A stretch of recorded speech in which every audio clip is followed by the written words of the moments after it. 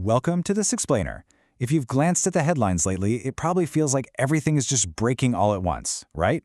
We're talking ecological disasters, massive political dysfunction, and a global burnout from a severe care deficit. But instead of looking at these as separate, isolated issues, today we're going to explore a theoretical framework that connects them all, naming a single perpetrator behind the chaos. To make sense of this, we're leaning heavily on critical theorist Nancy Fraser's groundbreaking book, Cannibal, Capitalism, and the academic reviews surrounding it in journals like Antipod. Fraser's project here is incredibly ambitious. She argues that to truly understand our modern mess, we have to look far beyond the traditional boundaries of economics and the stock market. Here is our roadmap for today.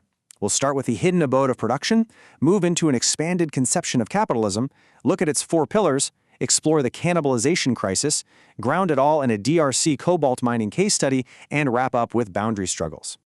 Section 1. The hidden abode of production.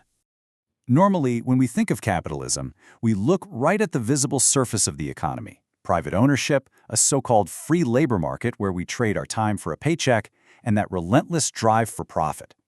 Traditional Marxist analysis zeroes in on this dynamic, looking at the exploitation of the worker right at the point of production on the factory floor. But Fraser asks us to dig a little deeper. If Marx proved we have to look behind the open market to find the hidden abode of the factory, Fraser poses a brilliant question. What hides behind the factory itself? What background conditions absolutely must exist for that office worker or that wage laborer to even show up and function in the first place? Which brings us to Section 2, an expanded conception of capitalism. This is the big paradigm shift in her work. Fraser redefines capitalism entirely. It's not merely an economic system, it is an institutionalized societal order. She argues that the hidden abode of production actually rests on top of even deeper hidden abodes. These are entirely non-economic zones that supply the raw materials and the human beings that capitalism desperately needs, but which the system itself refuses to pay for or replenish. Section 3. The four pillars of capitalist society. So what are these deeper zones? Well, Fraser outlines four indispensable pillars supporting the whole global economy. First up is gendered social reproduction. That's the unpaid or underpaid care work that literally births, feeds, and socializes the next generation of workers. Second is the appropriation of non-human nature, treating the earth as an infinite ATM of free raw materials and a bottomless sink for waste. Third is racialized or imperialist expropriation, which is the confiscation of wealth, land, and resources from subjugated populations. And fourth, public and state powers, the legal systems, infrastructure, and crisis management that markets fundamentally require to function. Capitalism treats all of these as free, infinite resources. This dynamic sets up what Fraser calls the XX nexus. It's the deep structural link between exploitation and expropriation.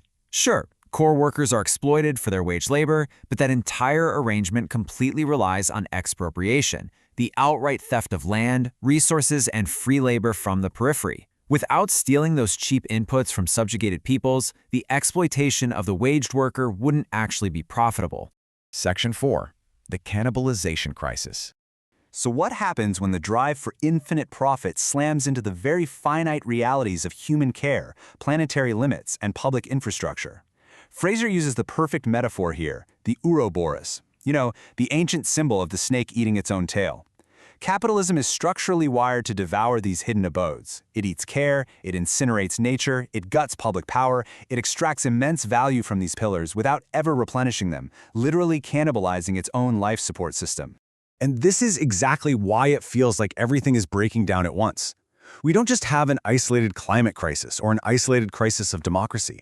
According to this theory, they are symptoms of a single institutionalized feeding frenzy. The economy is quite literally gorging itself on the very social and natural foundations we all need to survive. Section 5. Case Study. DRC Cobalt Mining. Let's ground this theory in reality. We're looking at a recent research paper examining artisanal cobalt miners in the Democratic Republic of the Congo. Cobalt is absolutely crucial for the batteries powering our green tech and our smartphones, right? But the research applies Fraser's theory directly to the DRC, arguing that the extraction of this cobalt relies heavily on the ongoing dispossession of local communities. As the researchers bluntly state, in this context, the system resembles organized crime more than natural economics, deeply rooted in colonial legacies and the violent privatization of land. The cobalt industry is a textbook, tragic example of cannibal capitalism playing out in real time. The global economy is extracting immense wealth for green tech, but at the local level, it's cannibalizing social reproduction, leaving artisanal miners in persistent poverty without basic healthcare or education. It's cannibalizing nature through severe environmental degradation of the Congolese landscape. And it cannibalizes democracy, as local governance structures are completely swayed by transnational corporate interests rather than the needs of the community. Section 6. Boundary Struggles. So, if the system is structurally designed to eat its own foundations, how on earth do people fight back? Fraser argues that activism has to evolve. Traditional class struggles right at the factory gates, they just aren't enough anymore because the crisis goes way deeper than wage exploitation.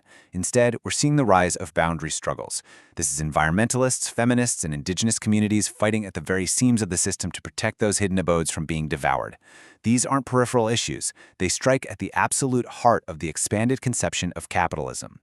By recognizing how deeply connected these hidden abodes of production truly are, Fraser's hope is that these various boundary struggles might one day unite. So I'll leave you with a final, provocative thought to ponder today. As we face down these overlapping global crises, can we recognize the true value of these hidden abodes and rewrite the rules of our societal order to actually replenish what we take? Or is this cannibalization an inescapable fate, just a snake destined to keep eating its own tail until there's absolutely nothing left?